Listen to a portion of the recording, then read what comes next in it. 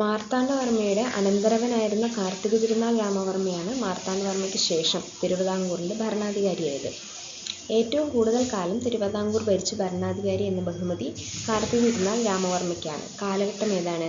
1758 മുതൽ 98 വരെ 40 വർഷമാണ്. അതുകൊണ്ട് തന്നെ തിരുവിതാംകൂർ ചരിത്രത്തിൽ കിഴവൻ രാജ, ധർമ്മരാജ എന്നീ വിശേഷണങ്ങളിൽ അറിയപ്പെടുന്ന ഭരണാധികാരിയും കാർത്തിക തിരുനാൾ രാമവർമ്മയാണ്. കാർത്തിക തിരുനാൾ രാമവർമ്മയെ ഓർത്തിരിക്കാൻ കാത്തിരുന്നു എന്ന് ഓർത്തിരുന്നാലും മതി വേണമെങ്കിൽ. അതുപോലെ തന്നെ CV രാമൻ പിള്ളയുടെ ചരിത്ര നോവലാണ് ധർമ്മരാജ, രാമരാജ ബഹദൂർ എന്നീ 2 നോവലുണ്ട്. അതിൽ രണ്ടിലും തിരുവിതാംകൂർ രാജാവായ കാർത്തിക തിരുനാൾ രാമവർമ്മയെയും പിന്നെ രാജ കേശവദാസ്, ധർമ്മരാജൻ്റെ പ്രഗത്ഭനായ ദിവാനായ രാജ കേശവദാസിനെയും പ്രതിപാദിക്കുന്നുണ്ട്.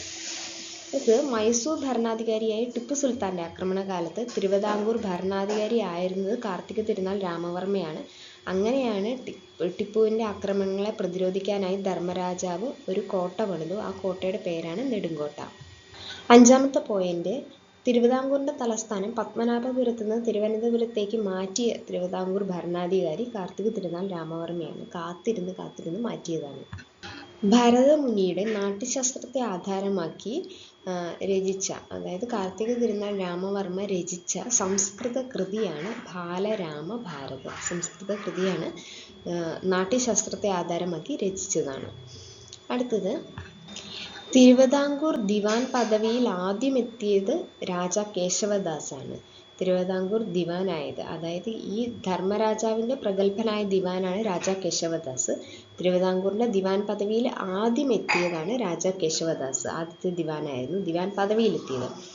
പിന്നെ കേശവദാസിന് രാജ എന്ന പദവി നൽകിയത് ബ്രിട്ടീഷ് ഗവർണറായ മോണിങ്ടൺ ആണ്. ഈ രാജ കേശവദാസാണ് ആലപ്പുഴ തുറമുഖത്തിൻ്റെ ശില്പി എന്നറിയപ്പെടുന്നത്. അതുപോലെ തന്നെ ആലപ്പുഴയിലെ വനം ഡിപ്പോ ആരംഭിച്ചത്, ഈ കേരള വനം വകുപ്പിൻ്റെ തുടക്കത്തിന് കാരണമായ വനം ഡിപ്പോ ആലപ്പുഴയിൽ ആരംഭിച്ചത് രാജ കേശവദാസാണ്.